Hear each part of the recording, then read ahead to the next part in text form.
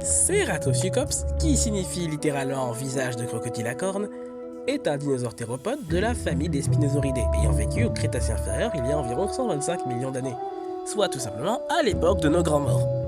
Ces fossiles, notamment des fragments de crâne, ont été mis à jour sur l'île de White, en Angleterre. La description officielle a été publiée par une équipe de paléontologues en 2021, soit il n'y a pas si longtemps que ça.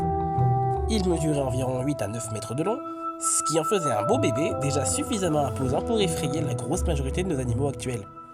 Son crâne allongé et bas, très similaire à celui d'un crocodile, abritait des dents coniques et parfaites pour capturer des proies glissantes. Il possédait également de petites cornes et des protubérances osseuses caractéristiques au-dessus de ses yeux. C'était un prédateur carnivore, supposé piscivore, qui se nourrissait principalement de poissons et chassait au bord des rivières et des plans d'eau. Ce qui ne l'empêchait pas cependant de croquer dans un petit imprudent qui venait boire à la rivière et qui avait oublié de checker s'il n'y avait pas un prédateur à côté.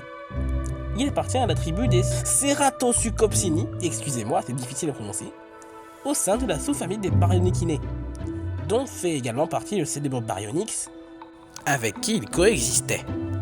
Dans son paléo-environnement, il a cohabité avec une faune très variée et très diversifiée, notamment d'autres grands théropodes, des herbivores et de petits prédateurs.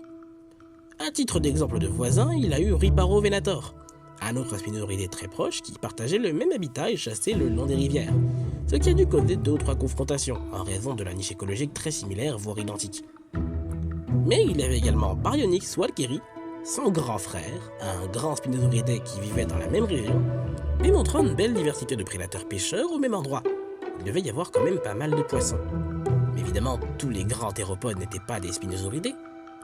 À titre d'exemple, le Neovenator, un grand prédateur terrestre de la famille des Carcharodontosauridae, mesurant environ 10 mètres de long, soit une belle concurrence.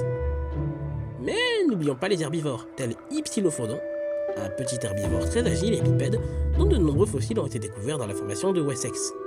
Ou également Valdosaurus, un petit ornithopode herbivore qui parcourait les plaines inondables. Sans oublier non plus Eucamerotus, un grand dinosaure herbivore au long cou.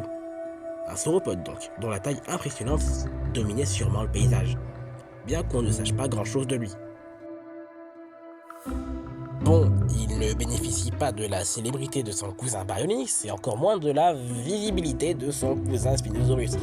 Mais il y a quelque chose de plutôt fascinant chez les dinosaures qui n'ont absolument aucun buzz. Vraiment, ils ont rien pour eux. J'adore creuser là-dedans et j'espère que vous aimez aussi, car après tout, il y a une petite beauté dans ce qui est niche. Et c'est ça qui donne son charme à beaucoup de dinosaures complètement inconnus au bataillon, dont la majorité des gens n'auront même pas la peine de citer le nom. Et pourtant, j'adore autant les étudier, chaque jour qui passe.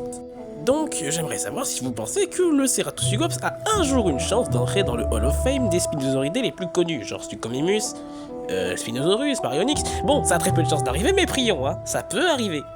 Suffirait d'une grosse étude ou d'un truc du genre qui va lui donner un peu de fame. Allez, tout est possible sur Terre. C'était Gilose, à plus.